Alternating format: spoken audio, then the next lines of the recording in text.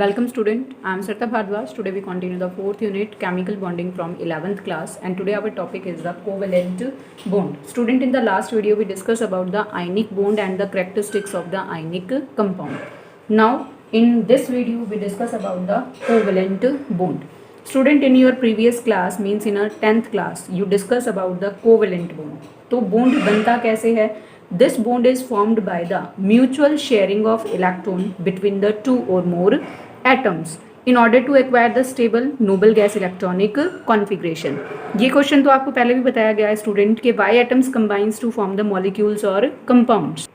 तो इसका सिंपल सा ही आंसर है स्टूडेंट कि जनरली दो एटम्स जब कंबाइन करते हैं तो वो क्या कंप्लीट क्या करते हैं अपना, या तो डुप्लेट पूरा करते हैं या फिर किस चीज़ को पूरा करते हैं, दे completed there octet.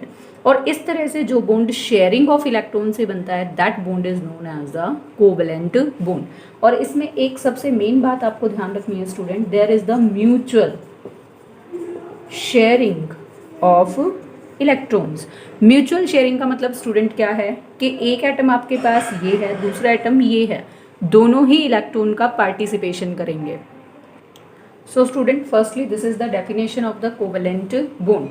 Secondly student, the compounds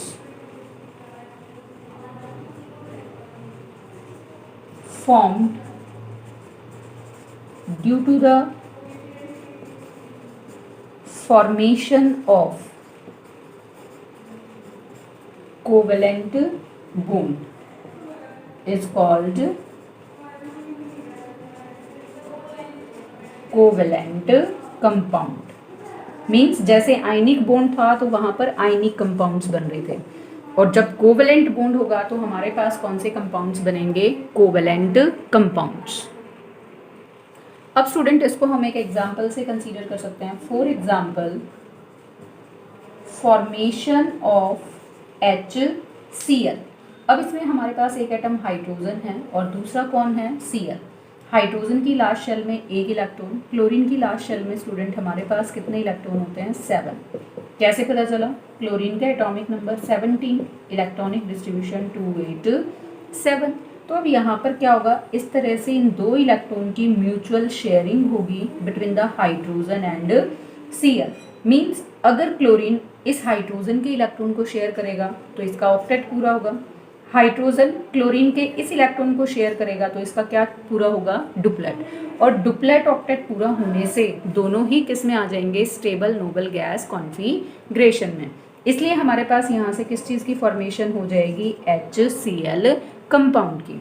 chlorine के ऊपर 3 हमारे पास क्या मिलेंगे, lone pair of electron, because these pair of electrons not utilize to form the bonds. ऐसे ही स्टूडेंट अगर हम किसकी फॉर्मेशन देखते हैं, मीथेन फॉर्मेशन मींस CH4 की फॉर्मेशन. कार्बन के अराउंड कितने हाइड्रोजन हैं हमारे पास, 4 हाइड्रोजन्स. हर एक हाइड्रोजन के पास 1 इलेक्ट्रॉन है. अब हमारे पास जो कार्बन है उसके एटॉमिक नंबर कितना होता है, 6, इलेक्ट्रॉनिक डिस्ट्रीब्यूशन 2 4. मींस इसके वैलेंस इलेक्ट्रॉन कितने हैं, 4, 1 2 3 4.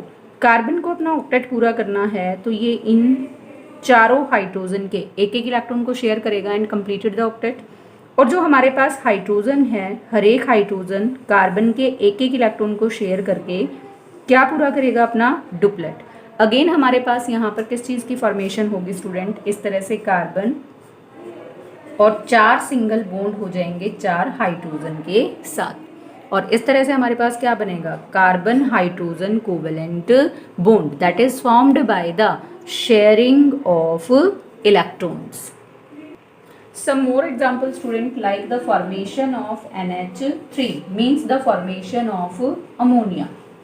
अब अमोनिया में हमारे पास क्या है student, nitrogen atomic number 7, electronic distribution 2 and 5. It means इसके लास्ट शेल में कितने इलेक्ट्रॉन हैं, 5. तो हमारे पास नाइट्रोजन और 5 इलेक्ट्रॉन्स हम इस तरह से शो किए हमने. अब 3 क्या है, हाइड्रोजन हमारे पास 1 2 3, हर एक हाइड्रोजन के पास 1 इलेक्ट्रॉन. अब स्टूडेंट यहाँ पर क्या होगा, नाइट्रोजन हाइड्रोजन के इन इलेक्ट्रॉन्स को शेयर करेगा और क्या कंप्लीट कर लेगा अपना ऑक्टेट, 2 2 4 2 6 और 2 8 इलेक्ट्रॉन कंप्लीट मीन्स ऑक्टेट पूरा. हाइड्रोजन नाइट्रोजन से एक एक इलेक्ट्रॉन को इस तरह से शेयर करेगा और वो क्या पूरा करेगा अपना डुप्लेट। तो अगर मैं इस स्ट्रक्चर को यहाँ से ड्रॉ करूँ तो मेरे पास स्ट्रक्चर आएगा नाइट्रोजन, 2 इलेक्ट्रॉन जो बॉन्ड में यूज नहीं हो रहे, ये वाले, ये क्या कहलाएंगे, LP means lone pair of electrons. और यहाँ पर आपके पास बॉन्ड पेयर ऑफ इलेक्ट्रॉन, यहाँ पर आपको नजर आ रहा है 2 इलेक्ट्रॉन, 2 ये और 2 ये, मीन्स यहाँ पर 6 इलेक्ट्रॉन है जो किस में यूटिलाइज हो रहे हैं टू फॉर्म द बॉन्ड। यहाँ से एक चीज और अंडरस्टूड होगी स्टूडेंट आपको कि in the formation of a single bond there is the requirement of at least 2 electron, means इस एक बॉन्ड को बनाने के लिए हमें कम से कम कितने इलेक्ट्रॉन की रिक्वायरमेंट है, 2 की। जब तक 2 एटम के बीच में 2 इलेक्ट्रॉन्स नहीं होंगे there is no formation of the bond. Secondly student हमें यहाँ से एक बात को क्लियर रखना है, जो लोन पेयर ऑफ इलेक्ट्रॉन है they are not bounded into the bond formation. ये कैसे प्रेजेंट होते हैं, एलिमेंट या कंपाउंड में अकेले प्रेजेंट होते हैं। तो ये क्या प्रोवाइड करते हैं, दे प्रोवाइडेड द रिपल्शंस। अब कहते हैं ना खाली दिमाग शैतान का घर। अब जो यहाँ पर इलेक्ट्रॉन्स हैं वो तो बाउंडेड हैं between the nitrogen and hydrogen, लेकिन ये वाले इलेक्ट्रॉन कैसे हैं, फ्रीली अवेलेबल हैं। तो ये क्या करेंगे, रिपल्शंस प्रोवाइड करेंगे, और रिपल्शंस की वजह से स्ट्रक्चर में क्या क्रिएट करते हैं, अनस्टेबल नेचर। तो इनडायरेक्टली स्टूडेंट हम ये बोल सकते हैं higher is the number of lone pair, higher is the repulsion and higher is the unstability in the compound और molecule. Now student next is the characteristics of the covalent compound. First of all student जो हमारे पास covalent compound होते हैं they mostly exist in the form of gases और low melting point solid. सिर्फ एक को छोड़कर एक्सेप्शनल केस है डायमंड का, और सेकेंडली हमारे पास एक्सेप्शनल केस है क्वार्टर्स का। अब स्टूडेंट रीजन बिहाइंड दिस कि why they exist in form of gas और लिक्विड और sometime the low melting solids. अब जो हमारे पास ये फेज की एग्जिस्टेंस है या स्टेट की एग्जिस्टेंस है, whether it is in solid, liquid और gas, that depends on the intermolecular forces of attraction. और जो कोवेलेंट कंपाउंड्स होते हैं they are held together by the weak van der Waals forces of attractions और sometime by the hydrogen bonding, and due to the presence of that weak bondings they exist in the form of gases, liquid or sometimes in a low melting solids. Second property है student हमारे पास कि they have the low melting and boiling point. Again हमारे पास reason क्या आएगी, because they have the week forces of attractions, therefore they have the low melting and boiling point. Third property student हमारे पास है solubility. Like dissolves like के according these are non polar, so these are soluble in the non polar solvents like benzene, CCl4, ether। लेकिन student solubility के अंदर भी कुछ exceptional cases हैं, जैसे sometimes the NH3 and alcohol, alcohol का journal formula हमारे पास क्या होता है ROH। These are soluble in the polar solvent like water due to the formation of the hydrogen bonding with water to a some extent, and due to formation of that hydrogen bonding these compounds are soluble in the polar solvent although these are covalent in nature। अब student इस hydrogen bonding को जो ammonia, alcohol और water के बीच में बनती है उसको हम किस तरह से शो कर सकते हैं। फॉर एग्जांपल मेरे पास है अल्कोहल ROH। अब हमें पता है स्टूडेंट कि oxygen is more electronegative than the hydrogen, इसीलिए इस पर पार्शियल नेगेटिव चार्ज और इस पर पार्शियल पॉजिटिव। अब वाटर का पोल जो है HOH, वाटर का फॉर्मूला है H2O।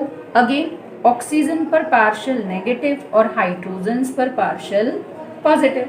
तो जो अल्कोहल का नेगेटिव पोल है that is attracted towards the positive pole of the water. ऐसे ही जो ये पॉजिटिव पोल है that is attracted towards the negative pole of the water. और इस तरह से इनके बीच में क्या बन जाएगी, जो मैंने ये डैश्ड लाइन से दिखाई है, this is the hydrogen bonding that takes place between the alcohol and water, and due to that formation of hydrogen bonding alcohol is soluble inside the water। Similarly student जो हमारे पास NH3 है इस तरह से, इसकी भी आप क्या दिखा सकते हो, इस तरह से hydrogen bonding with water molecules like this, और इसी हाइड्रोजन बॉन्डिंग की वजह से अमोनिया भी क्या होता है, soluble inside the water। ऐसे स्टूडेंट कुछ हमारे पास कोवेलेंट एसिड्स हैं लाइक HCl, H2SO4, या फिर हमारे पास थर्ड आ जाता है acetic acid. These are also soluble in the water because they undergo the heterolytic cleavage or breakdown when they are dissolved inside the water. अब स्टूडेंट यहाँ पर मैंने वर्ड यूज़ किया हेट्रोलिटिक क्लीवेज। हेट्रोलिटिक क्लीवेज का मतलब क्या है? Bond इस तरीके से टूटे कि जो सेपरेट होने वाली दो स्पीसीज हैं उनमें से एक पॉजिटिव निकल जाए और एक नेगेटिव। मीन्स आपके पास HCl है, HCl के बीच में ये सिंगल बॉन्ड है, मीन्स यहाँ पर 2 इलेक्ट्रॉन हैं। As chlorine is more electronegative than the hydrogen, so chlorine is separated along with both of the electron of the bond. Means जब यहाँ से ये बॉन्ड टूटेगा तो क्लोरीन दोनों इलेक्ट्रॉन को लेकर चला जाएगा और आपके पास क्या बन जाएगा? H positive plus Cl negative. और ये कब पॉसिबल है? जब हम यहाँ पर क्या लेकर चल रहे हैं? AQ means aqueous medium, presence of water. तो जैसा अभी बताया कि वाटर के अंदर सॉल्यूबल है, क्योंकि ये हेट्रोलिटिक क्लीवेज में जाकर क्या बना देते हैं यहाँ पर? Cation and anion, and these cation and anion soluble inside the water. कैसे? अब हमारे पास H पॉजिटिव है स्टूडेंट, इसको वाटर का negative pole means oxygen surround कर लेगा इस तरीके से और वो स्टेबल। ऐसे ही जो हमारे पास क्लोराइड आयन है इसको क्या चाहिए? पॉजिटिव। तो जो वाटर का H पॉजिटिव वाला पोल है ये ऑक्सीजन, ये हाइड्रोजन। Similarly here. तो अगेन आपके पास जो ये आयंस हैं H positive Cl negative, these are stabilizes by the water by providing the opposite poles, means negative को पॉजिटिव और पॉजिटिव को नेगेटिव। और यहाँ पर एक स्पेशल टाइप की इंटरेक्शंस बनेंगी, मीन्स ये दोनों क्या है हमारे पास? आयन।